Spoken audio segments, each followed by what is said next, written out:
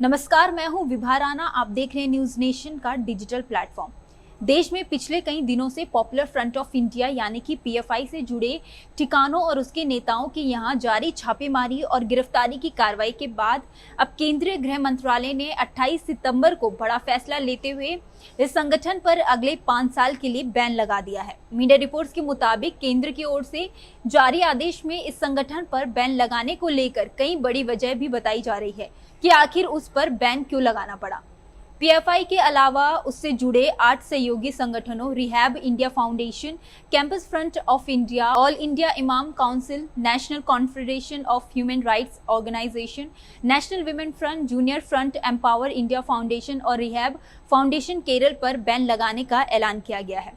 केंद्र सरकार के आदेश में बैन की वजह के बारे में कहा गया है कि पीएफआई और इसके सहयोगी संगठन गुप्त एजेंडा के तहत समाज के एक वर्ग विशेष को कट्टर बनाकर लोकतंत्र की अवधारणा को कमजोर करने की दिशा में काम कर रहे हैं और ये संवैधानिक ढांचे के प्रति घोर अनादर दिखाते हैं। ये संगठन देश की अखंडता, संप्रभुता और सुरक्षा की प्रतिकूल है। इनकी हरकतें सांप्रदायिक सद्भाव का माहौल खराब कर रही हैं। इससे आतंकवादी गतिविधियों को बढ़ावा भी मिल रहा है। यही नहीं, पीएफआई के कुछ संस्थापक सदस्य प्रतिबंधित संगठन student Islamic movement of India Simi के नेता रहे हैं। इसके अलावा पीएफआई का संबंध प्रतिबंधित संगठन जमात उल मुजाहिदीन बांग्लादेश से भी रहा है। साथ ही पीएफआई वैश्विक आतंकवादी संगठनों Islamic state of Iraq and Syria समेत कई अंतर्राष्ट्रीय संगठनों से भी लगातार संपर्क में रहा है।